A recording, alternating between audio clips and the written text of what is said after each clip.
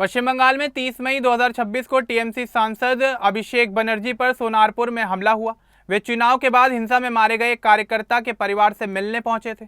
वहां भीड़ ने उन पर अंडे, पत्थर और ईंट फेंके, थप्पड़ मारे और उनकी शर्ट फाड़ दी।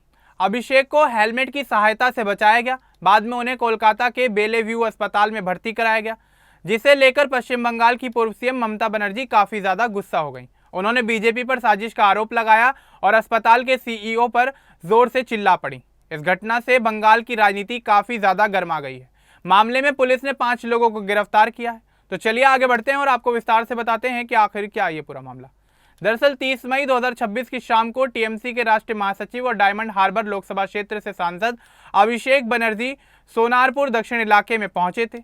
वे चुनाव के बाद हिंसा में मारे गए कार्यकर्ता संजू कर्मकार के परिवार से मिलने जा रहे थे। इस इलाके को अभिषेक का मजबूत क्षेत्र माना जाता था, लेकिन वहां पहुंचते ही कुछ लोगों ने उनका विरोध शुरू कर दिया। भीड़ ने चोर चोर के नारे लगाए। साथ ही भीड़ ने अभिषेक पर अंडे, पत्थर और ईंटों से हमला भी किया। लोगों ने उन्हें खींचा, थप्पड़ मारे और उसके बाद उनके साथ मारपीट की गई, जिसके चलते उनकी शर्ट फट गई और चश्मा भी टूट गया और उनकी आंख में चोट भी आई। सुरक्षा कर्मियों ने उन्हें बचाने के लिए हेलमेट पहना दिया। इसके बावजूद हमलावर लगातार उन पर हमला करते रहे।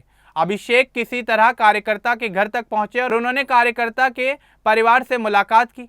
अभिषेक ने इस हमले को पहले से प्लान किया गया बताया। उन्होंने कहा कि उन पर हुए इस हमले की साजिश बीजेपी ने रची है।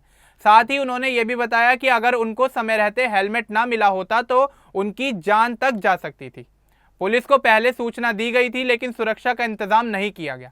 अभिषेक ने खुद पर हुए हमले के वीडियो सबूत होने की बात कही और अदालत तक जाने की तैयारी के बारे में भी बताया।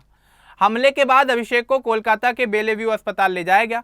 वहां रात 8:15 से 11 बजे तक उन्हें डॉक्टरों की निगरानी में रखा गया।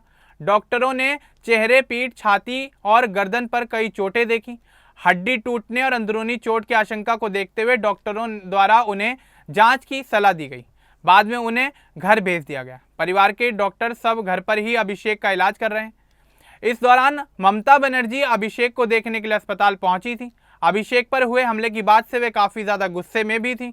अस्पताल पहुंचकर सीईओ प्रदीप टंडन पर वे काफी तेज आवाज में चिल्ला पड़ी। एक ऑडियो वीडियो वायरल हुआ जिसमें ममता अस्पताल के सीईओ को एरोगेंट कहती हुई सुनाई दे रही हैं। उन्होंने कहा कि अस्पताल पर दबाव डाला जा रहा है। पुलिस और बीजेपी नेता डॉक्टरों को धमका रहे हैं। ममता ने पूछा कि अगर डॉक्टर अभिषेक को अस्पताल में भर्ती करने की सलाह दे रहे हैं तो बाहर का दबाव आखिर क्यों है। ममता बनर्जी ने कहा कि बीजेपी को शर्म आनी चाहिए।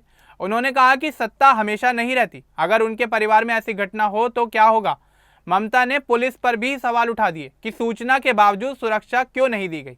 उन्होंने अस्पताल को धमकाने और डॉक्टरों पर दबाव डालने का आरोप लगाया। इस घटना से पूरे बंगाल में राजनीतिक तनाव काफी ज्यादा बढ़ गया। टीएमसी ने इसे बीजेपी की साजिश बताया।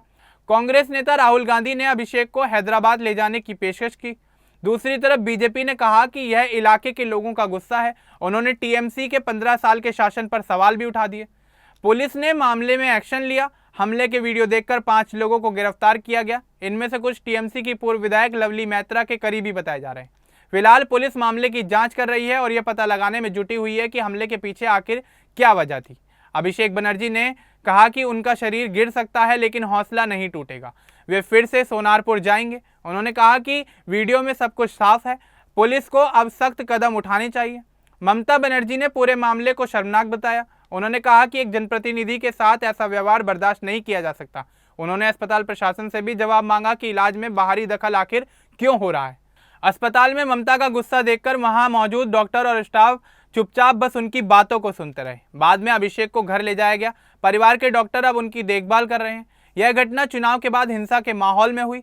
टीएमसी कह रही है कि उनके कार्यकर्ताओं पर हमले हो रहे हैं। बीजेपी से लोगों की नाराजगी बता रही है। दोनों पार्टियां एक दूसरे पर आरोप प्रत्यारोप लगा रही हैं। पुलिस ने सोनारपुर इलाके में सुरक्षा बढ़ा दी है। गिरफ्तार लोगों से पूछताछ चल रही है। जांच में और नाम भी सामने आ सकते हैं। बंगाल की राजनीति में यह नया विवाद बन गया है। अभिषेक बनर्जी इस समय टीएमसी के बड़े चेहरे हैं। ममता बनर्जी के भतीजे होने के कारण उनका महत्व काफी ज्यादा है।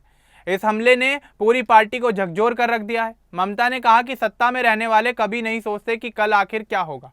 उन्होंने बीजेपी से शर्मिंदा होने की अपील की। साथ ही आम लोगों और डॉक्टरों को धमकाने पर भी नाराजगी जताई। अभी तक अस्पताल और पुलिस पर दबाव वाले आरोपों की जांच हो रही है। अभिषेक की चोटों का इलाज घर पर जारी है, वे जल्द ही फिर से सक्रिय हो जाएंगे। यह पूरा मामला 30 मई शाम से शुरू होकर 31 मई तक चला। राजनीतिक गलियारों में चर्चा तेज है। लोग इस घटना के पीछे की असली वजह सामने आने का अब इंतजार कर रहे हैं। अब इस पूरे मामले को लेकर आपका क्या कुछ कहना है, हमें कमेंट बॉक्स में जरूर बताएं। बाकी इस तरह की और अपडेट्स के लिए हमारे चैनल को सब्सक्राइब करना न भूलें। धन्यवाद।